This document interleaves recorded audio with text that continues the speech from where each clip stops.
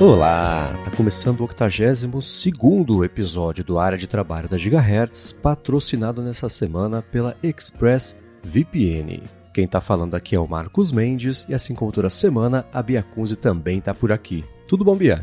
Tudo bem, Marcos? Olá, pessoal. E aí, já estão colocando em prática aí suas metas de ano novo? Espero que sim. Já é quase fevereiro, então já é quase dezembro. Então corram, né? Que é sempre assim. Calma, gente. Estamos na metade de janeiro ainda, né? Eu vi que o pessoal que teve uma folga aí de início de ano voltou essa semana, então ainda tá em tempo, gente. Calma. Estamos apenas na metade de janeiro. Beleza, vamos começar com os follow-ups aqui em relação aos últimos episódios. E a gente comentou rapidinho sobre a App Store em relação àquela lei nova da Europa que vai entrar em vigor agora em março. E a App Store, no caso do iOS, né, a da Apple, e ela está tentando adiar ou impedir, né, que isso aconteça. Eu tenho 5 lojas pequenas, uma grande, etc. Mas é só uma atualização rápida. No último fim de semana, o Mark Gurman da Bloomberg publicou na newsletter dele para os assinantes, a parte paga, que a Apple está mesmo preparando 2 App Stores, quer dizer, está preparando uma App Store nova separada só para a Europa, para ficar de acordo com as leis de lá, sobre pagamentos, até sideloading, etc. E como é em 7 de março que vai entrar em vigor isso aí, ele falou que a Apple pode já liberar isso nas próximas semanas. Então, contrariando algumas expectativas, deve mesmo ter aí 2 App Stores, né? Uma só lá para a Europa e, inevitavelmente, outros países também, né? Que forcem a Apple a fazer a mesma coisa. E a outra no resto do mundo onde sobrar para ela seguir, enfim, né? Espremendo ali o faturamento que ela tem hoje com isso. Eu acho que é o que faz mais sentido para eles mesmo, né? Ainda mais em se tratando de rentabilidade. Não sei qual que é o impacto em números, né, das lojas de aplicativos europeias, mas com certeza é bem significativo, né, para justificar colocar uma separada das demais, né? Agora resta saber na prática a dinâmica dessa loja separada e como é que ela vai funcionar, né? Acho que essa é a grande dúvida. Sim, é isso. A gente vai ter que esperar um pouquinho para descobrir. E aí fica a dúvida se ela própria vai fazer algum tipo de anúncio mais extenso sobre isso, né? Nem que seja assim um evento, acho que não, mas um vídeo, como ela publica de vez em quando vídeos com funções novas, né, que aparecem lá. Acho que o do mouse no iPad foi o principal que mais chamou a atenção. Ou se não, né? Se ela vai virar a chavinha, onde o pessoal vai acordar, vai ter um negócio lá, um update, vai ter a loja e aprendam sozinhos e... Se virem. Vai querer, sei lá, né? É, exato, né? Não é exatamente algo que ela esteja muito afim que as pessoas usem. Mas parece que logo, logo vamos ter mudanças importantes, pelo menos por enquanto aí, só na Europa. Eu acho que vai ter alguma coisa assim, só que não vão fazer tanto barulho. Acho que vai ficar mais nas sombras, assim. Mas que vai ser feito alguma coisa, vai. Só não vai ter muito alarde, né? Provavelmente não. O tempo dirá. Agora, a gente está falando sobre... Pedindo para vocês que escutam, mandar alternativas, né, de migração a partir do Evernote para outras plataformas. E o Matt lembrou que o Notion tem uma ferramenta assim. Ele falou que não testou, mas se no Notion você for em My Connections, você tem a opção de fazer essa importação, né? E o Anthony Coelho falou, eu testei, funcionar até funciona, mas ele dá uma bagunçada monstra, bagunça nota, com caderno, com arquivo. Então, o que o Anthony fez foi, preferiu deixar as coisas antigas no Evernote e de 2020 para frente, ele fez do zero no Notion. Ele falou que o Evernote ele acaba abrindo só uma vez aí na semana, só para consultar um ou outro projeto antigo. É uma boa solução. Eu lembro que eu testei essa ferramenta do Notion, pouco depois eles terem lançado, né? Eu, por curiosidade mesmo, um assistente de imigração, se eu não me engano eles chamavam, né? Eu tenho nota pra caramba, eu lembro que demorou, mas eu simplesmente não consegui me entender naquela interface. Eu ia ter que organizar tudo uma a uma e eu meio que deixei pra lá. Mas talvez isso já tenha melhorado hoje, né? Faz bastante tempo que eu fiz essa migração teste, né?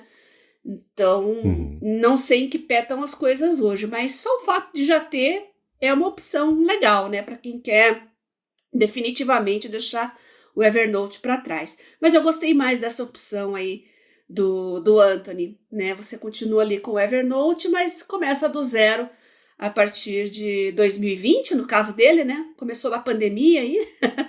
Tava todo mundo com mais tempo livre para testar as novidades e tal, né? Mas tá aí. Foi uma boa solução. Agora eu fico pensando o quão difícil o Evernote torna essa tarefa, né? Porque acho que se fosse mais fácil migrar as coisas de lá para outros lugares, a gente teria mais ferramentas, tanto independentes quanto também de importação de outras plataformas para pegar coisa a partir do Evernote, né? Mesmo tendo, por exemplo, aí entra a Europa de novo na conversa, né? A Europa tem uma lei, uma regra super forte sobre você pegar os seus dados, puxar de algum lugar, depois colocar em outro, né? Estados Unidos tem uma parecida também. Eu acho que aqui a do Brasil, a LGPD, também tem alguma coisa assim. Mas aparentemente o Evernote consegue segurar um pouco ali isso para dificultar, porque não é possível que ninguém tenha pensado nisso, né? Ninguém tenha tentado fazer isso. Então tem algum problema aí nesse meio de campo na hora de extrair do Evernote. Quem poderia resolver isso é o Evernote, que aparentemente não está muito também motivado a facilitar a saída a partir da plataforma, né? Então, é outra que o tempo vai resolver. É que não existe um padrão aí de formato de armazenamento desse tipo de conteúdo, até porque cada um classifica conteúdo de uma maneira diferente, organiza de formas diferentes, né? Não é uma coisa padronizada, tipo sei lá, dados do Excel, que você quer abrir no R, quer abrir em qualquer outro lugar. É um formato mais padronizado e amplamente difundido e o pessoal sabe o que esperar, né? CSV, esses formatos aí de Excel, né? Agora, bom, cada um... Não tem um interesse também em uniformizar isso, né? Não faz muito sentido.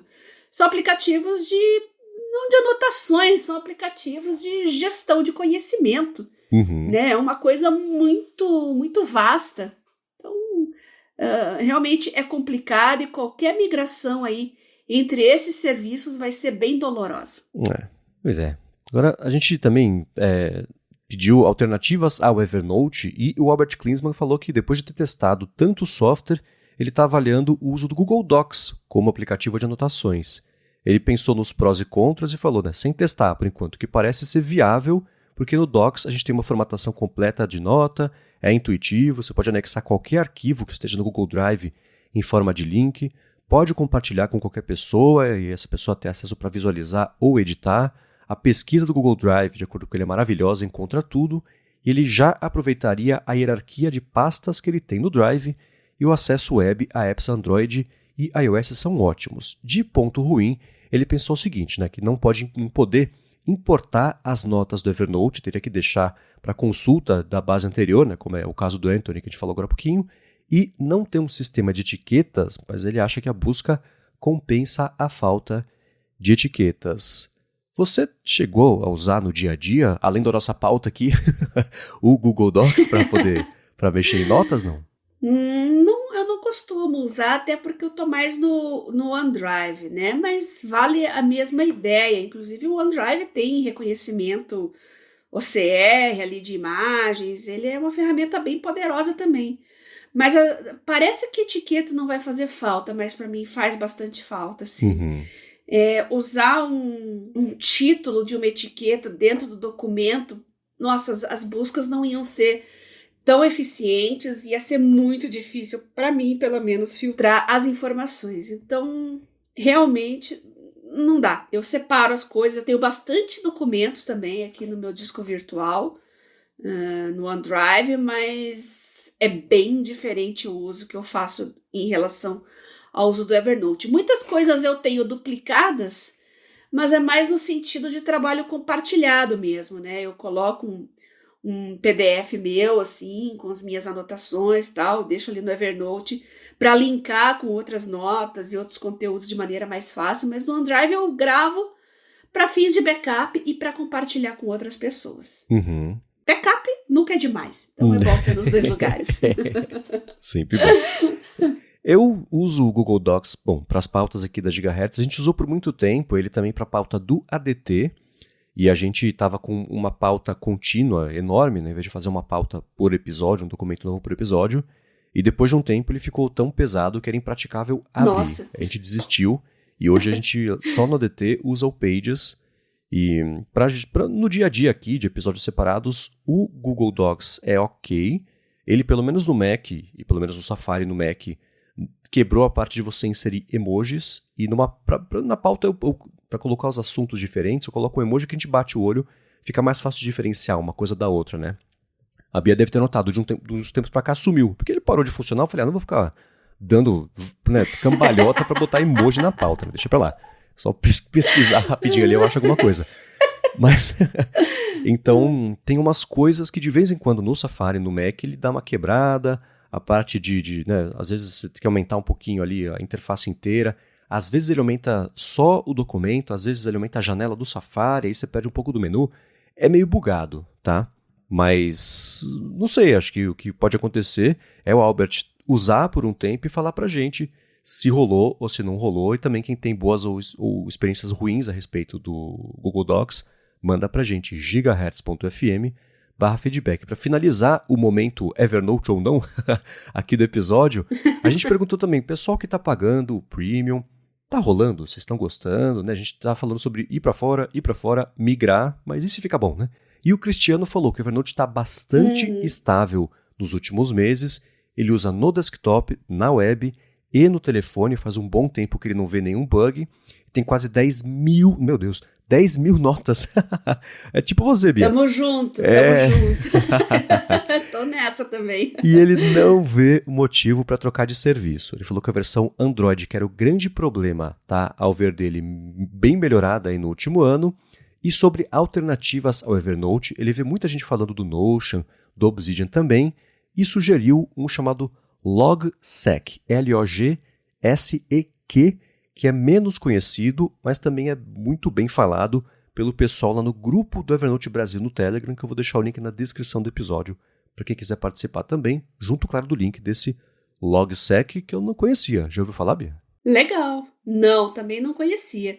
Log, L-O-G, Sec, S-E-Q de queijo, tudo junto. Nunca tinha ouvido falar, tô anotando aqui para dar uma olhadinha, viu, Cristiano? Mas tô junto contigo nessa, tá? Eu reparei também nessa estabilidade, as buscas estão bem rápidas, né? Considerando que a gente tem um volume imenso de notas.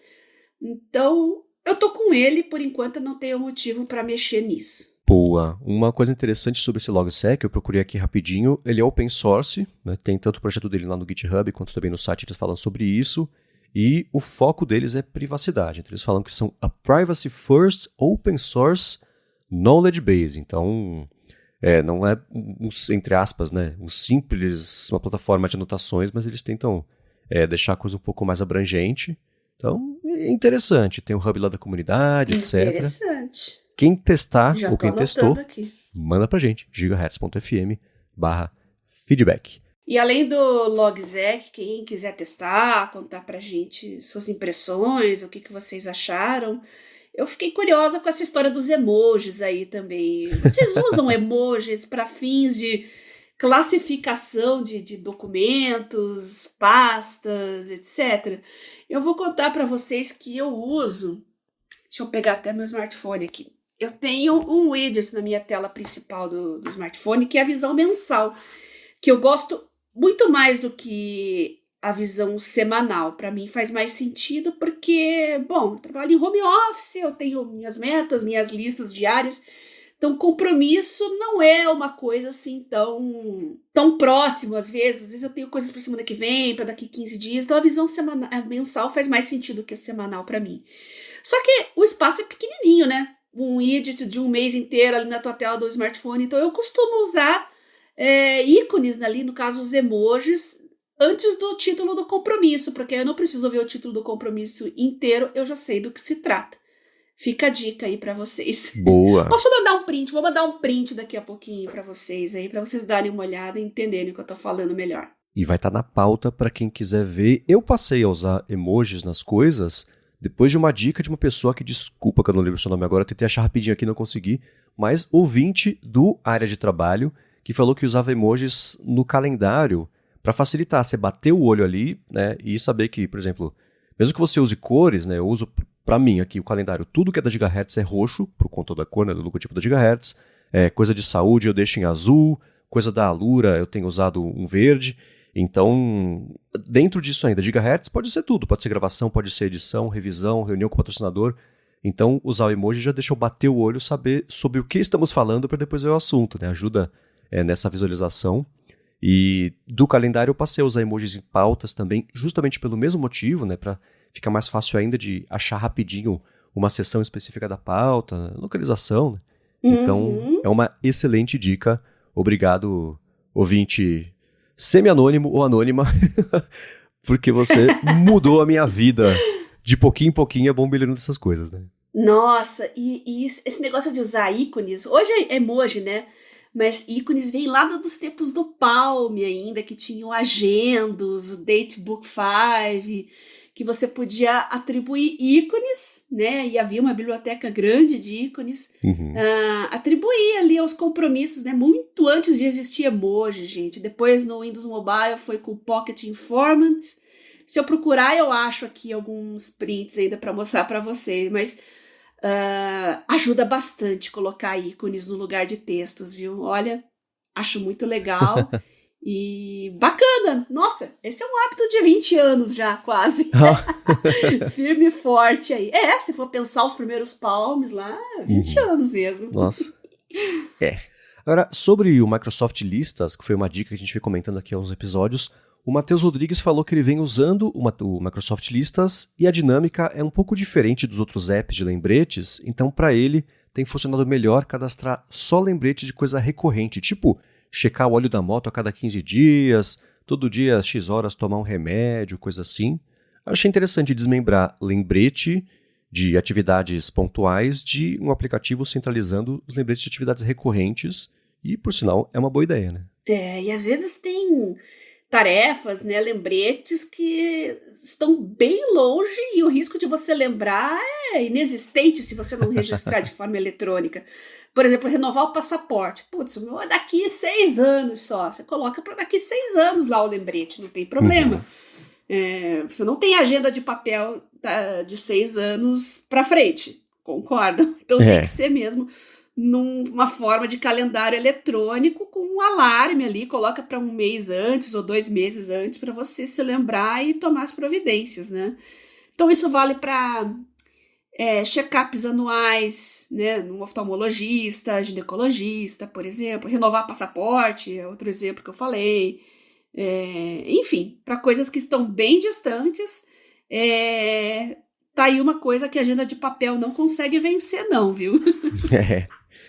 Eu usava um aplicativo chamado Due, D-U-E, para fazer isso, especialmente quando ele saiu por Apple Watch, eu achava bacana para coisas recorrentes também, então na época de fazer, né, quando eu fazia o loop matinal, que era todo dia, eu deixava só nele a hora de começar a pegar as notícias, a hora de fazer a pauta, que era diferente. Uma coisa é coletar, outra coisa é você explicar, ler, entender, colocar num fio condutor ali que faça sentido, gravação, edição, revisão. Quer dizer, edição era o pessoal de lá que fazia, mas ainda assim era o horário separado para isso. Então, e passou a funcionar também para esse tipo de coisa, né? Coisa recorrente de consulta mesmo, temporária. Então, é uma excelente estratégia mesmo. E para mim funcionou bem separar calendário ou lembrete de coisa pontual, tipo lista do mercado, sei lá, e separar isso de coisas recorrentes e também pontuais, o que faziam parte do dia a dia.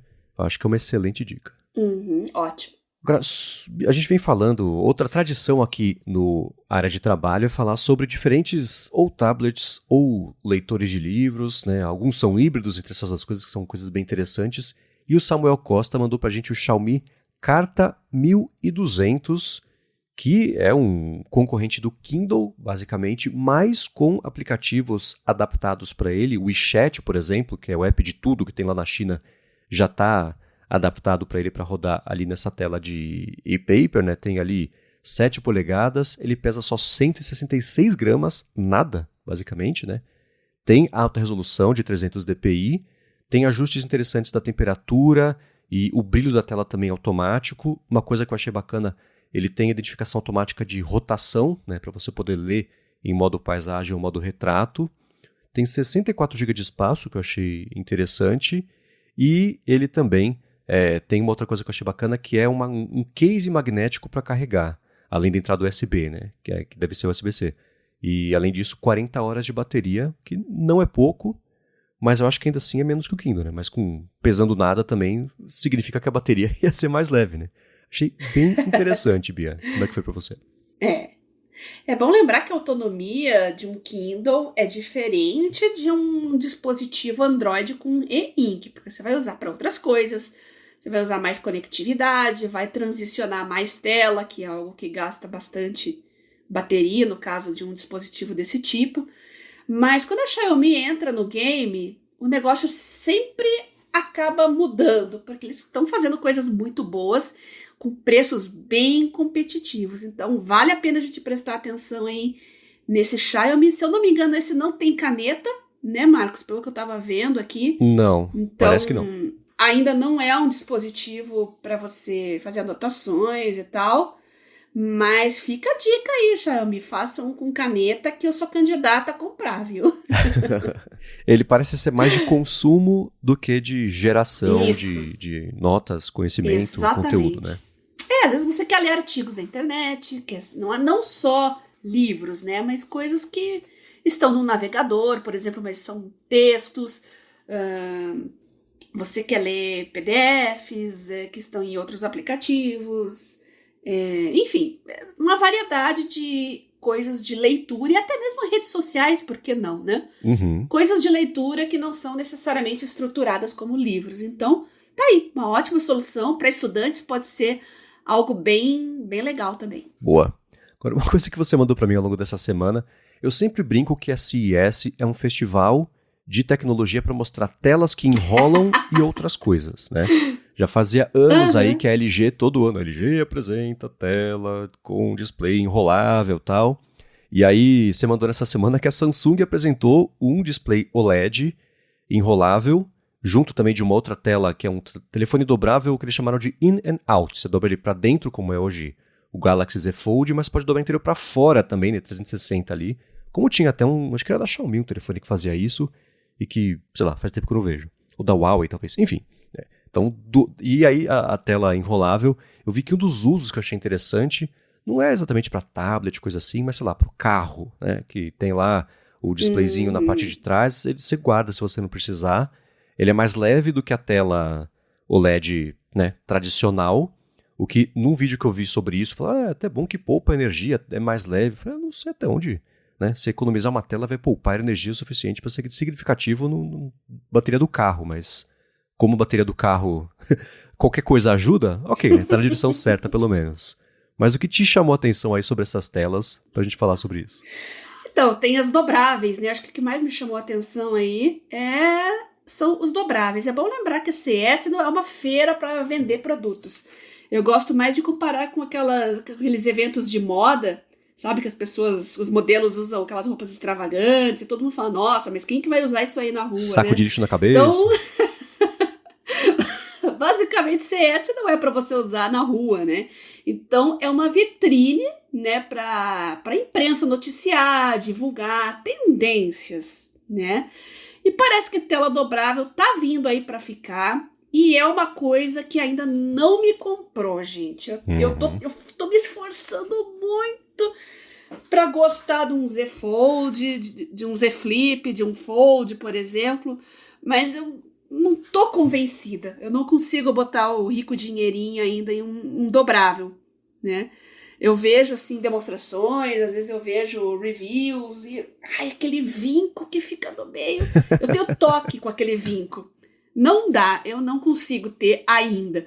Mas tem telas que rolam, telas que dobram. Isso aí é basicamente para demonstrar aí novas possibilidades com telas que têm uma resiliência maior, né, a você aplicar um determinado movimento, uma força, e ela voltar ali a característica original, ou então quando ela está totalmente aberta, o display totalmente visível, ele não mostrar esses vincos e essas marcas, né. Então a ideia é basicamente mostrar, né, na CES, a Samsung quer mostrar que essas telas estão melhorando e que coisas melhores aí podem chegar nas mãos dos consumidores num futuro próximo. Eu tenho também essa mesma ambivalência sobre as telas dobráveis. Eu queria muito gostar, mas eu acho muito cretino. Porque são coisas que resolvem um problema que não existe. E eu entendo assim, e tem um público fiel que gosta de usar, maravilha. Não tô falando que vocês estão errados e erradas. Mas pra mim, o vinco também eu não consigo engolir. É uma coisa que, né, tá na tela, tá no toque ali, né? Cada vez que eu usar, incomoda. Fora o visual também, né? Você bate o olho, você vê aquele vinco, pra mim é uma coisa que incomoda bastante. E mesmo anunciando essa tela in and out, né? Que dobra pra dentro e pra fora ali o telefone. Pelo menos lá no Android Central, a Samsung disse que isso é uma coisa que finalmente vai fazer as pessoas comprarem telefone dobrável, sair dos tradicionais. Eu sei lá, a Samsung tá desde 2019 tentando emplacar um dobrável. E até agora é tipo 2024, o ano do podcast no Brasil. É assim, 2024, o ano que os dobráveis vão entrar no mainstream.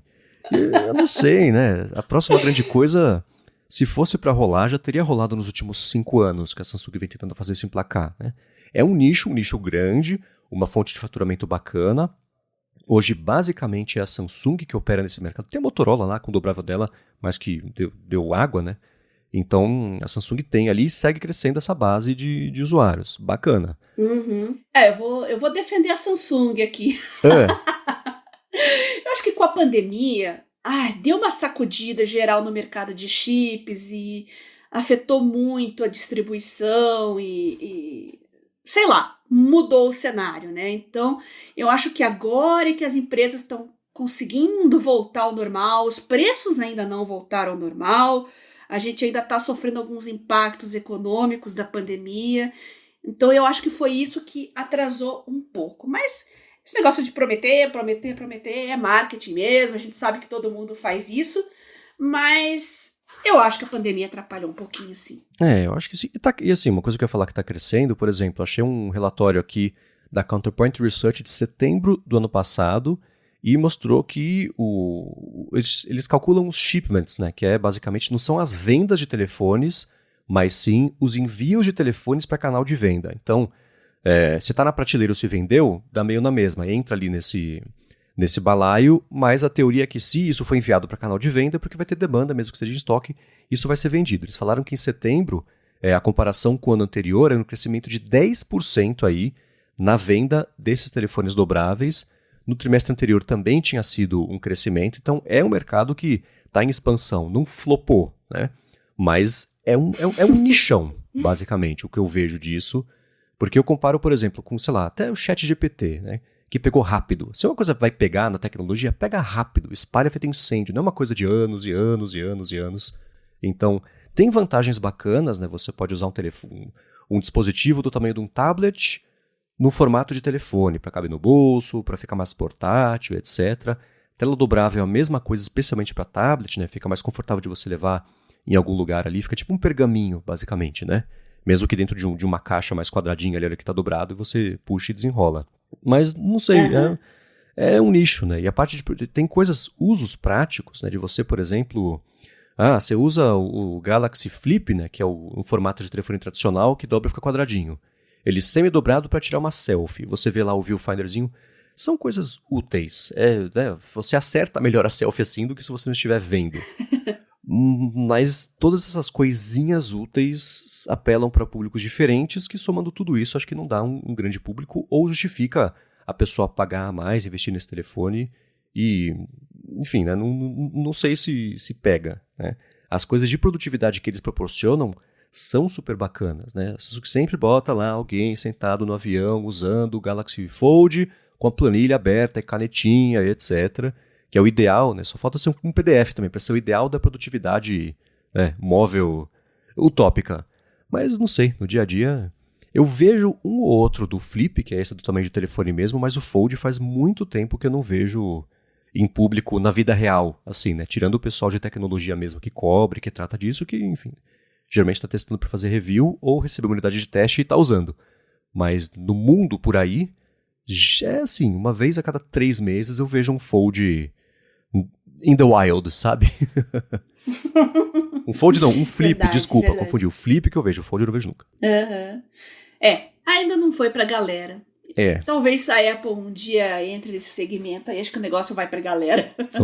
Tem o rumor de que, quer dizer, tem rumor faz desde que a Samsung desde antes da Samsung lançar, né? Mas que a Apple tá fazendo e tal, e que no ano que vem, é sempre ano que vem, né? E no ano que vem, talvez, já digo 2025 isso, a Apple lance aí um iPhone dobrável, mas eu sigo achando que é uma solução em busca de um problema que pouca gente tem. Mas vamos ver, né? O mercado de smartphones está estagnado e não é de hoje, tá? Então, Claro que há uma certa urgência das empresas em criar novas demandas, criar novas necessidades que não existem, né? Criar para vender mais e para renovar também aí a base. E a gente está acompanhando uma dança nas cadeiras aí agora, né? Os números mais recentes aí, 2003 fechadinho, a Apple voltou a ser a maior vendedora global de smartphones, passando a Samsung. Já estava bem apertado isso antes, né? Mas a Samsung está praticamente uma década aí dominando. Antes dela era a própria Apple também que estava na frente, né? A Samsung ficou aí 10 anos, a Apple está agora na frente outra vez. Diferença pequenininha, mas o que está balançando os números aí é o mercado de chinesas, tá? A Xiaomi, a Oppo, né? E a Transsion, porque a Apple está em primeiro, Samsung em segundo, Xiaomi terceira, Oppo em quarto e a Transsion em quinto. Acho que muitos dos nossos ouvintes nunca nem ouviram falar na Transsion, né? Um dos apresentadores também. Não tinha ideia que existia. Então, a gente está muito aqui na América Latina ocidentalizado em termos de mercado de smartphones. É aquela dualidade, né? A disputa Apple e Samsung. Mas a Transsion, ela é muito forte na África, no Oriente Médio, além da própria China, né, que é um mercado gigante. Então, qualquer dança das cadeiras que tem no mercado chinês impacta muito nos números globais, porque não sei se você sabe, Marcos, mas na China tem chinês pra caramba. Assim como na Índia, tem indiano pra caramba. E se você somar China e Índia, o quê? 1/3 da população mundial sozinhos? Então, são mercados que têm um impacto gigante nas vendas globais. E recentemente a gente viu uma notícia aí que o governo chinês não está gostando muito de funcionários públicos usando iPhone, enfim, qualquer coisa que escapa do controle, né, para o governo chinês, ou seja, passa lá pelos servidores da Apple, eles perdem um pouco o controle das informações, e a Apple não é o tipo de empresa que gosta de compartilhar dados dos seus usuários facilmente. Então tá tendo um estímulo aí do próprio governo chinês em fazer com que pessoas que trabalhem, né, em cargos públicos não utilizem aparelhos dessa marca. Então, são pequenas mudanças que às vezes geram uma dança aí dos números que impactam globalmente e a gente fica meio assustado, né? Xiaomi em terceiro não é uma surpresa, porque a gente já conhece bem, né? A Oppo, eu não sei se eles estão aqui no Brasil, não sei realmente, eu preciso verificar. Agora a Transsion realmente é a quinta, né, no mercado global, foi a que apresentou aí o maior crescimento de 2002 para 2023, né? 30%, sendo que Samsung é negativo, Xiaomi é negativo. Então, a China impacta muito nesses números, gente. Para a gente compreender melhor a nossa realidade aqui, teríamos que pegar separadamente os números locais para fazer uma avaliação mais realista para nós, né? Essa Transsion eu procurei, ela tem 3 marcas. Tem a Tecno, tem a itel e tem a Infinix. Então você com essas 3 marcas apela para mercados diferentes, preços diferentes, modelos diferentes e mostra. A Transsion tirou desse ranking a Vivo, uma empresa chinesa chamada Vivo, que sempre aparecia colada com a Oppo e elas disputavam ali o terceiro e o quarto lugar, quer dizer, o quarto e o quinto, né? E a Oppo está no Brasil desde 2022, que eles lançaram o telefone. Eu não sei com que frequência eles vêm fazendo isso, mas pelo menos entraram aqui no mercado em 2022. E como você observou, né, a Samsung com a queda de 13%, 13,5%, contribuiu para, na verdade, todo o mercado mobile ter encolhido 3,2% aí no ano passado. E tirando esse crescimento de 30% da Transsion, só a Apple cresceu um pouquinho, né, 3,7%, de resto todo mundo caiu, o Oppo caiu. O outros, né, que é todo mundo, todo o resto, né, encolheu também 4%. Então é um mercado inteiro que encontrou o teto, a gente acho que finalmente atingiu, né? Exatamente. Então o crescimento da Apple é pequenininho, né? Então esses usuários Samsung que migraram aí não foram necessariamente para a Apple, mas foram para outros Androids, né? A Samsung tem uma base mais fiel nos seus flagships, né? Não só nos dobráveis, mas também em linha S23, S24, que vai ser lançada aí nos próximos dias, né? Esses costumam ser mais fiéis, eu sou uma delas, né? Eu tô sempre com Galaxy Note, agora a linha S aqui, então não cogito sair dela.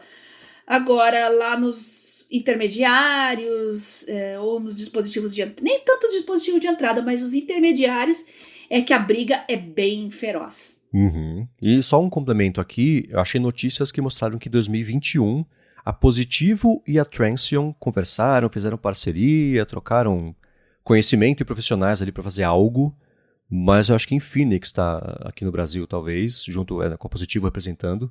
Então, você vê, aqui também já tem esses telefones dela, apesar de que era um nome que não fazia parte aqui do meu repertório, não. A gente vai deixar o link na descrição aqui dessas notícias e do relatório também do IDC para quem quiser dar uma espiadinha. Agora, o último follow-up que na verdade a gente introduziu o assunto na semana passada, eu quero falar sobre ele aqui, que são a loja de GPTs customizados, que foi lançada oficialmente acho que na quinta-feira da semana passada, mas antes disso eu vou tirar um minuto do episódio para agradecer a ExpressVPN que está mais uma vez patrocinando a área de trabalho e segue oferecendo o jeito de, se você acessar expressvpn.com/adtrabalho, você usar 16 meses num plano anual pagando por 12, primeiro para testar por um mês e depois com 3 meses a mais na assinatura para tirar proveito de uma conexão estável, segura, privada, especialmente se você se conecta a Wi-Fi públicos de shopping, de aeroporto, de hotel. Se você vai viajar ainda aí nesse finalzinho de férias de final e começo de ano, você vai precisar se conectar e isso, e seus dados ficam expostos, ficam em risco, vai saber o que acontece com eles, né? Podem ir parar, sei lá, na melhor das hipóteses, como eu costumo comentar aqui, justamente em instituto de pesquisa que coleta, né, faz parceria com fornecedores de Wi-Fi de graça para saber os sites que as pessoas estão acessando, os aplicativos, por quanto tempo, os conteúdos, servidores, plataformas, enfim, né? Com a ExpressVPN você impede que isso aconteça porque a sua conexão passa a ser criptografada. Nem quem está oferecendo a conexão, nem a ExpressVPN, na verdade, sabe o que está acontecendo, o que é excelente para a privacidade. Tem uma segunda e enorme vantagem também de usar a ExpressVPN, é que se você usa muito os serviços de streaming de vídeo especialmente, e você acessa o catálogo do Brasil, você está vendo um pedaço só do catálogo completo que tem no serviço. Então, se você usar a ExpressVPN para se conectar aos 100 países que eles oferecem, rotear sua conexão por servidores de lá, você passa a ter acesso ao catálogo desses países, que é diferente daqui do Brasil.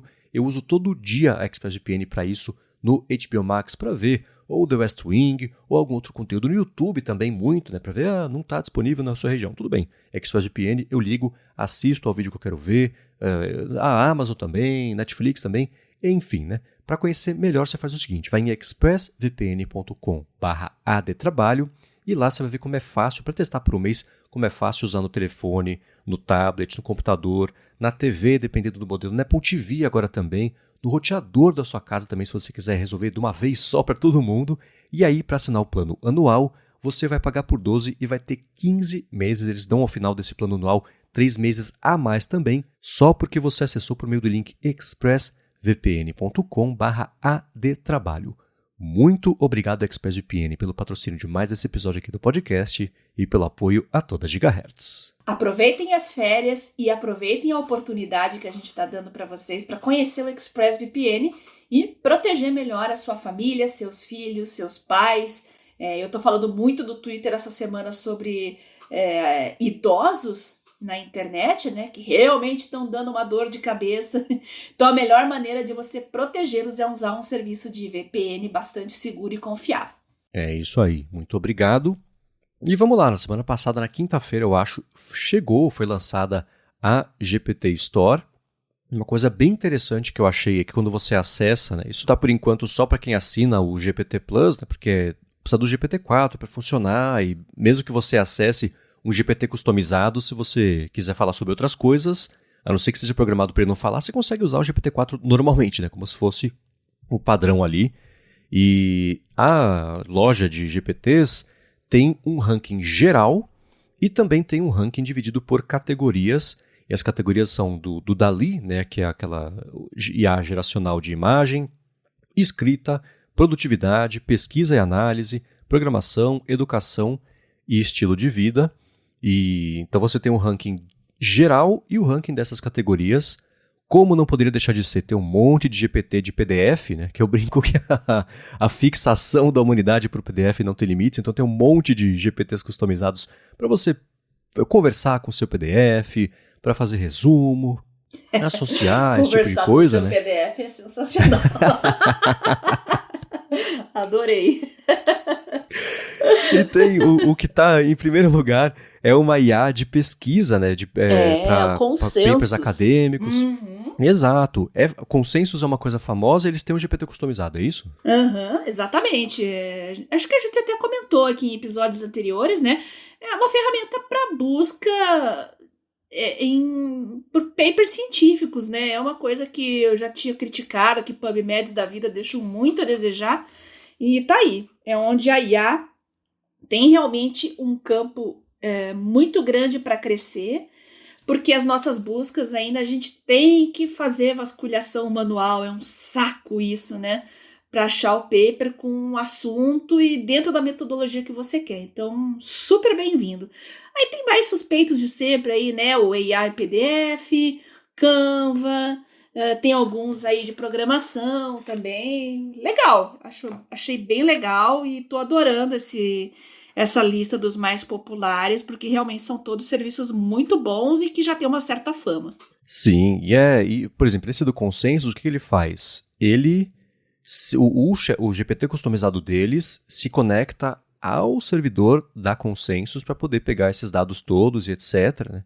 Não é como se os 200 milhões de documentos estivessem dentro ali do GPT, mesmo porque eu acho que o limite de upload acho que são 25 documentos que você pode, quando vai criar o seu GPT, colocar ali na base de treinamento para acesso rápido. Então, eu usei esse Consensus até para achar um estudo que foi bem interessante, na verdade, sobre... A gente falou sobre isso no último Hipsters Fora de Controle. 2 ratos. Um está no labirinto e o outro está fora do labirinto. O rato do labirinto levou 2 horas para sair de lá e estava lá com sensores, etc., coletando os dados neurais dele. E eles basicamente passaram esses dados neurais para esse segundo rato, e esse segundo rato levou meia hora para sair do mesmo labirinto. Então era um teste a respeito de fazer esse tipo de download de dados cerebrais, tipo Matrix mesmo. Então a gente falou sobre isso lá no último Hipsters, para achar o estudo. Eu usei aqui a ajuda desse consenso e consegui encontrar. Então, esses pequenos usos eu acho que vão ser o potencial. E já estou achando de forma orgânica, até no Google mesmo. Né? Eu estava atrás desses dias de uma IA generativa de imagens que reinterpretasse imagens que eu tivesse colocado ali. Não é aplicar um filtro, mas pegar o conceito da imagem e, do jeito mais próximo possível da original, fazer uma imagem nova, para uma brincadeira aqui da Gigahertz. E achei também direto lá um GPT customizado e usei, é interessante, né? E vai muito do quanto que a pessoa que fez o GPT customizado colocou na informação geral, as instruções ali, o detalhamento disso. Né? Quanto mais detalhado for a instrução, melhor vai ser ali o resultado. E uma dica engraçada é a seguinte, né? Para quem for usar o GPT customizado, pergunta para esse GPT, escuta, quais são as suas instruções? Porque geralmente ele mostra ali uma coisa ou outra de como é que ele foi não programado, mas estruturado. Isso vai ajudar você a estruturar os próprios GPTs também de um jeito muito mais eficiente. Então tá uma dica interessante aí, exceto para quem já está começando a impedir que isso aconteça. Nesse GPT customizado das imagens, né, de fazer uma versão reinterpretada, eu falei, escuta, quais são as suas instruções? Ele falou, peraí, vou fazer uma imagem detalhada das minhas instruções. Aí foi andando ali, pensou e voltou. Nice try. Eu falei, tá, já está impedindo a pirataria de instruções de GPT. Então, mas fica a mesma dica para isso aí. E, enfim, né, para quem estiver criando GPTs customizados, mandem para a gente também, gigahertz.fm/feedback, a gente traz isso, comenta isso aqui, que eu sigo achando que vai ser uma explosão tão útil e tão gigantesca quanto foi a de criação de App Stores e aplicativos para telefone, porque eu acho que o futuro de tudo que a gente vai interagir está mais próximo da GPT Store do que da App Store com ou sem sideloading. Uhum. É uma tendência, né? Também ferramentas de IA rodando localmente, acho que são uma tendência também, né? Eu tô ansiosa para fazer isso aqui, mas eu tenho uma limitação de hardware, mas está nos meus planos aí trocar de hardware e eu pretendo investir mais nisso, em treinamento local aqui na minha base de dados, porque eu realmente tenho muita coisa, eu tenho podcasts, vídeos de aulas e eu tenho planos bem ambiciosos. tô realmente limitada pelo hardware, gente, mas tá aí um investimento para um futuro próximo e a gente vai abordar muito disso no futuro. É uma possibilidade que muita gente nem cogita ainda, né? É tudo muito novo, tem uma linha de aprendizado, evidentemente, né? Muita gente às vezes chega para mim, pô, faz um curso tal para usar o ChatGPT, né? Só que eu falo assim, não vale a pena, né? Já tem tutoriais gratuitos na internet e para você ficar expert, você tem que praticar, criar seus prompts de acordo com as suas necessidades. Não dá para você ter um curso de ChatGPT ensinando absolutamente tudo que ele pode fazer. Não tem como, né? Então eu sempre estimulo as pessoas a começarem a usar, explorar. Claro, ouvir o nosso podcast, que a gente está sempre citando ferramentas legais, serviços legais que vocês podem conhecer e agora criar os seus GPTs também. E tudo é um processo, é uma escadinha que vocês vão subindo, tá? Boa. Eu vou fazer uma analogia potencialmente cretina, mas que eu gostei, tá? Que é esse curso que dá pra fazer com ChatGPT é tipo um curso de pra onde dá pra ir com um carro. Pra qualquer lugar. Né? Você não vai resolver fazendo um curso. Verdade. Boa. Não achei nada cretina, não. Gostei. É bem isso. Bem isso. E uma coisa que eu achei interessante, né? Na contramão disso, se você for lá no ranking, no top 10 de GPTs customizados, nesse momento, não é o top 10, é o top 12 por algum motivo. O 11º é um GPT customizado chamado Os Melhores 22.500 GPTs Customizados. É uma busca de GPTs dentro da App Store deles, que também tem uma busca. Enfim, né? Eu acho que isso não deve durar, né? É o tipo de coisa que, sei lá, parece meio escuso. Mas ainda assim, vale a pena dar uma espiadinha para todo mundo, testar, tentar incorporar no dia a dia, porque daqui a um ano vai estar todo mundo usando. Se você começar a usar antes, você vai evoluir mais rápido e vai tirar mais proveito disso antes de todo mundo. Exatamente. Então, vale a pena espiar. Pena que custa R$100 por mês, né? Nesse momento. Enfim, né? Agora, antes de uma coisa que tô bem curioso para saber da Bia a respeito de um workflow do conhecimento que ela mandou para mim, um organograma super bonitinho, feito à mão. Eu vou fazer o seguinte, trazer só uma última dica aqui para vocês, que foi uma coisa que a Bia também falou, botou aqui na pauta pra gente comentar, que é que a Microsoft mostrou uma versão paga do Copilot dela, com assinatura individual, então não é uma coisa para empresas, mas sim voltado já para o público final, que assim como no caso do ChatGPT, custa $20 por mês, apesar de pelo menos não encontrei aqui a confirmação de um preço em reais, então daria na conversão aí mais ou menos uns R$100, e é para você usar essa versão paga do Copilot, o Copilot Pro, no Excel, no Word, para facilitar a criação de uma planilha, né? Quero aqui criar uma planilha que tenha isso, com a regra tal, não sei o que lá, ele gerar para você, coisa para sugestão de texto, de título, correção, melhorar, ajudar num texto do Word, resumir e-mail, criar imagem também, né? Porque ele tem acesso a isso tudo. É o GPT-4, mas a Microsoft falou que por algum motivo, para quem quiser, vai ter acesso também ao GPT-3,5, que é menos poderoso, né? Tô curioso para saber qual seria o caso de uso mesmo. E você pagar pelo acesso ao 4 e ainda assim preferir usar o 3,5. E personalização, assim como tem os GPTs customizados, vai ter o Copilot GPT Builder para também treinar a IA para fazer alguma coisa mais específica, potencialmente só com os seus dados ali, né, com os documentos que você subir, enfim, com o banco de dados local que você tiver, não banco de dados, mas uma base de dados, arquivos locais. E, bom, tá aí o pessoal, né, claro, não gostou da ideia da Microsoft produtificar isso, mas é o caminho que todo mundo, gente, eu acho, vai seguir. A gente falou sobre a chance da Siri fazer isso, a Microsoft não inaugurou, mas colocou mais um na lista aí de GPTs, ou assistentes, na verdade, pagos, né, para consumidor final. Eu acho que o ouvinte aqui do área de trabalho, zero surpresas que isso ia acontecer, né, gente? Então, a grande questão aqui é, realmente ele não está disponível. Eu estava ansiosa, eu já ia cair seca, louca para jogar meus 20 Bidens lá pro Nadella, mas não vai ser dessa vez, porque infelizmente não está disponível no Brasil, tá? E outra coisa, você tem que ser assinante já do Microsoft 365 ou pessoal, ou família. Eu tenho, além do meu pessoal, eu tenho 2 corporativos aqui, um acadêmico e tal, e não sei como é que isso vai funcionar, né? Eu vi que mês passado A Microsoft já liberou essas funcionalidades nas contas acadêmicas, mas para mim não tem nada ainda. Então, essas ferramentas Pro aí, infelizmente, não são para o nosso bico ainda. Vamos ter que esperar mais um pouquinho. Mas quem testar, vocês já sabem, né? Mandem pra gente como é que foi, quem já tiver acesso, mora fora, sei lá. Claro, manda pra gente, eu tô bem curiosa. Sim. Mandem certeza. prints, muitos prints pra gente, que a gente quer ver na prática como é que a coisa funciona, tá? Por favor.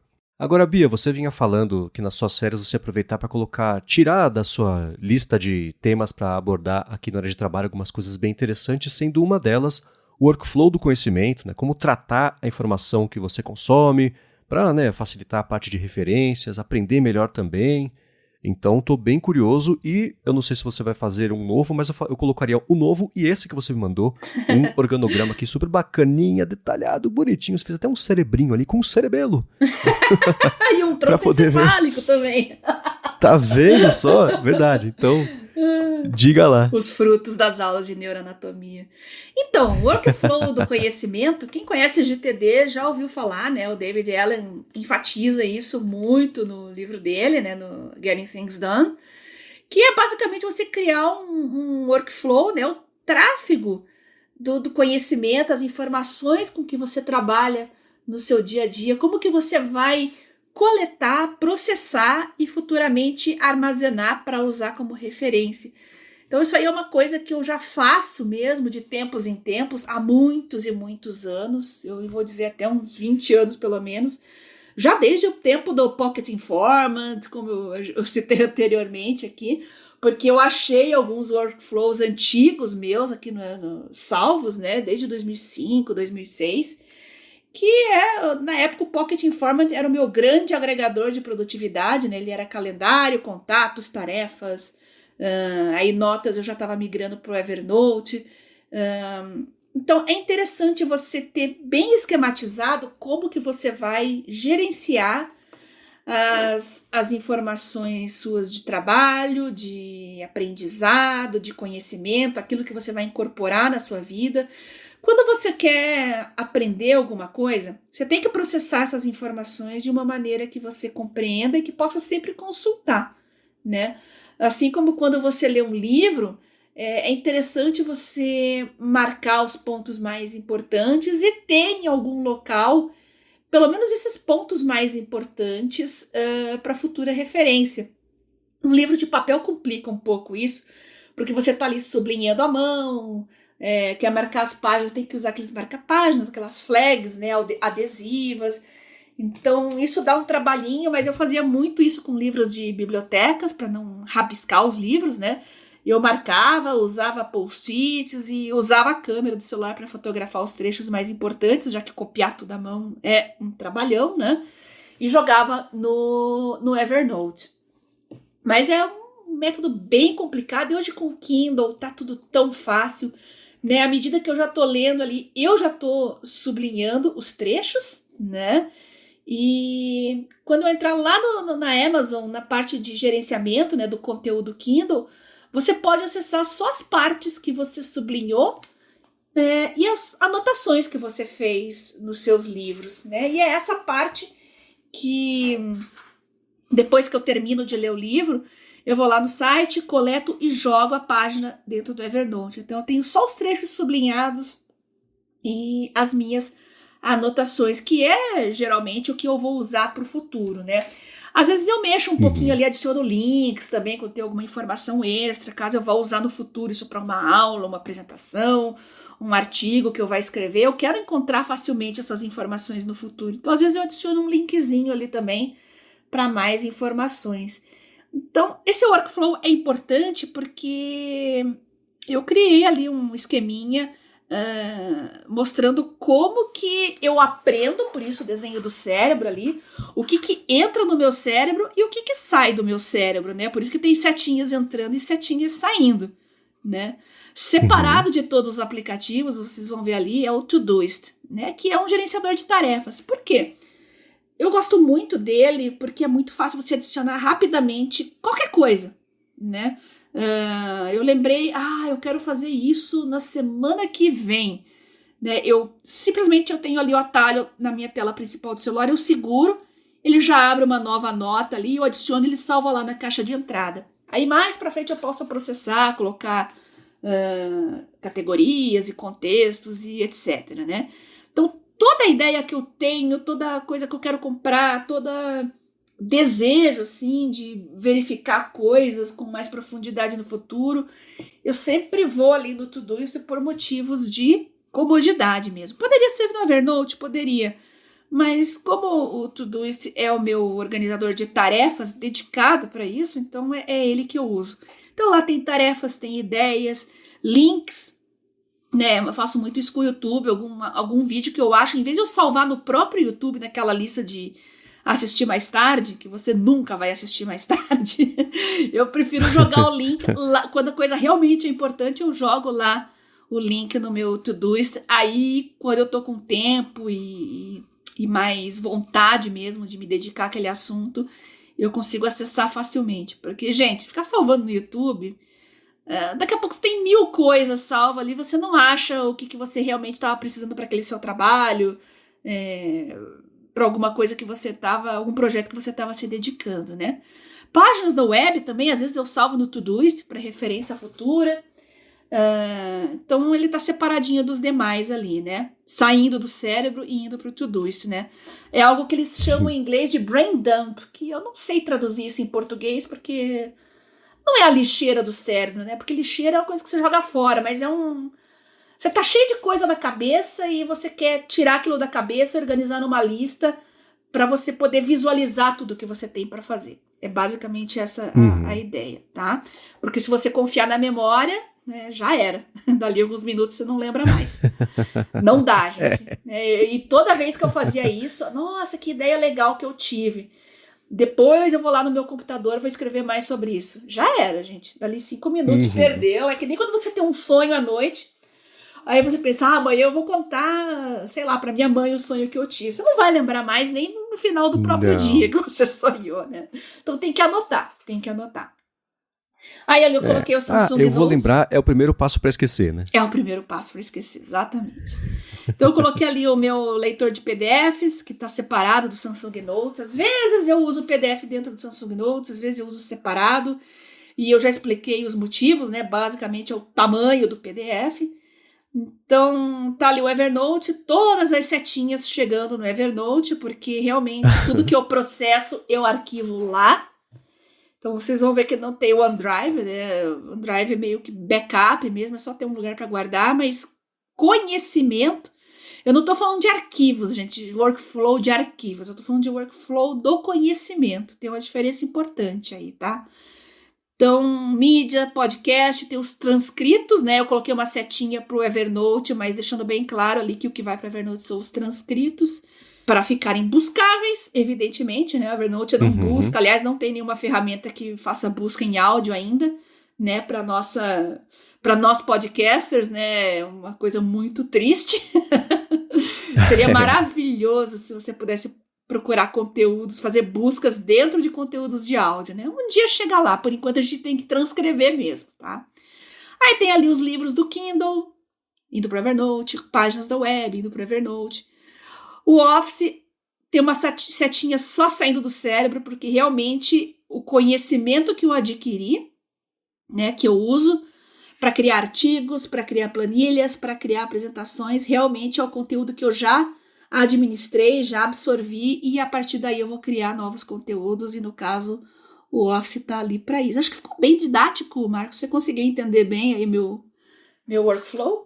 Sim. Se até eu entendi, todo mundo vai entender. Fiquem tranquilos, vai ficar fácil. Que bom! Agora, dá assim. Uma coisa que eu ia te perguntar é o seguinte, Bia. Com que frequência você repensa ou reestrutura esse workflow? É uma coisa que está em pedra faz tempo, funciona e você não pensa mais a respeito disso? Como que é esse processo de meta-análise do que está funcionando, de ajuste, como é que é?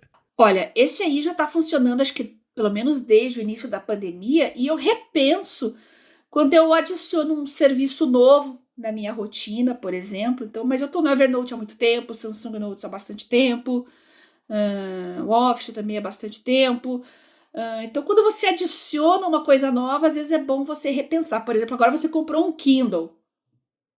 beleza, eu vou ler muitos livros, vou comprar livros na Amazon, vou colocar os meus próprios livros lá também, mas e aí?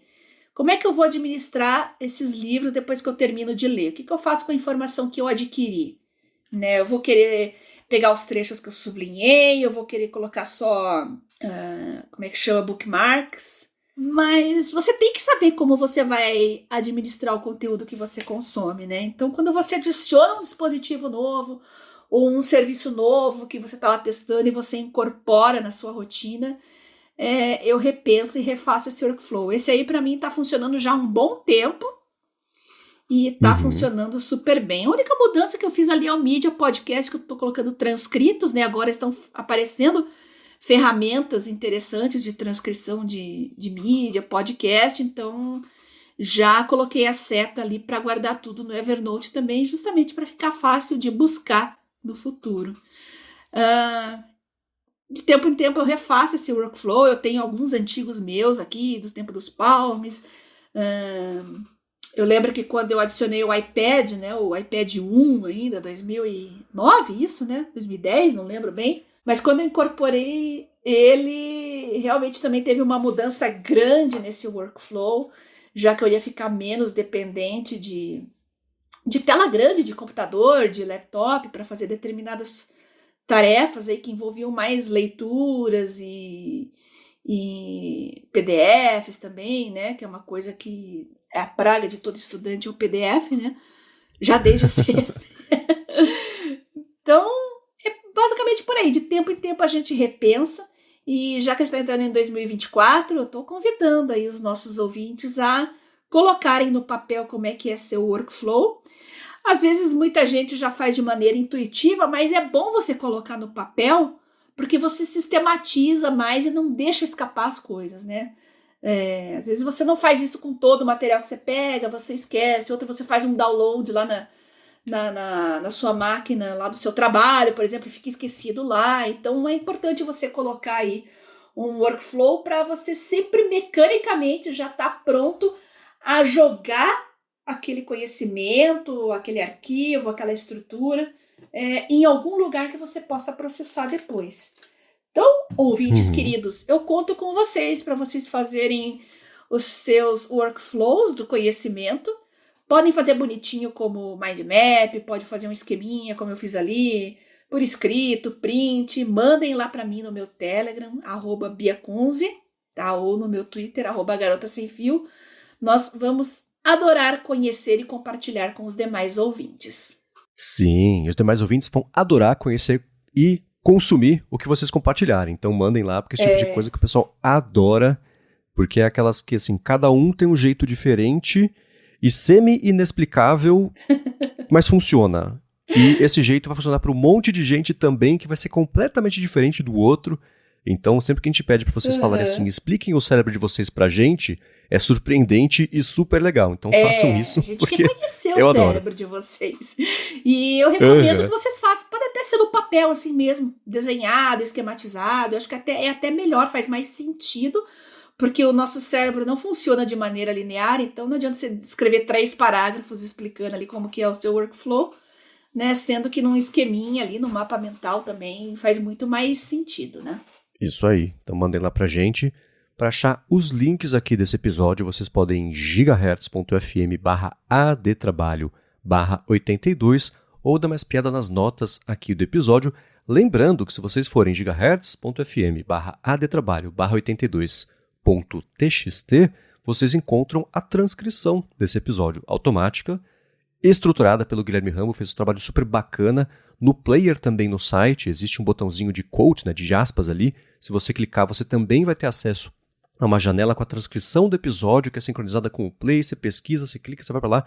É um jeito super bacana de você ou consumir, ou achar um termo, resgatar alguma informação. Para mandar os feedbacks, você já sabe repetir 30 vezes o link, não vou falar de novo, mas tem na descrição também. Quero agradecer a ExpressVPN pelo patrocínio do episódio de hoje, a vocês que avaliam, que recomendam, que ajudam o Área de Trabalho a seguir crescendo. Sempre bacana ver pessoas novas descobrindo aqui o Área de Trabalho, começando a interagir com a gente.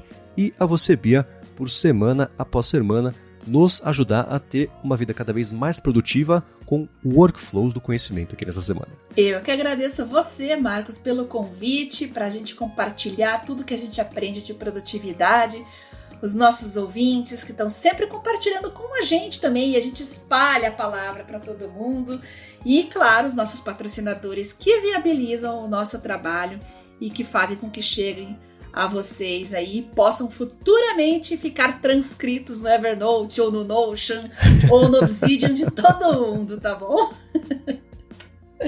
Muito obrigado. Para falar comigo, se vocês quiserem, sou MVC Mendes lá no Mastodon, no Instagram e no Threads também. Apresento aqui na Gigahertz o A Fonte toda segunda-feira com Felipe Espósito e a área de trabalho de transferência toda sexta-feira com Guilherme Rambo, Gustavo Faria e Bruno Casemiro. Apresento às sextas-feiras o Hipsters Fora de Controle para a Lura, que é no feed do hipsters.tech, um podcast spin-off, só que lá dentro, sobre inteligência artificial, com entrevistas e dicas também, enfim. E escrevo todo sábado para o Mac Magazine. No último fim de semana foi sobre o Rabbit R1, que é um dispositivo bem interessante para quem quiser experimentar, ver como é que seria uma IA personalizada direto no dispositivo. Enfim, tem pontos positivos e negativos, você encontra isso lá no texto. Obrigado pela audiência de vocês e a gente volta na quarta que vem. Beijoca sem fio a todos e até semana que vem.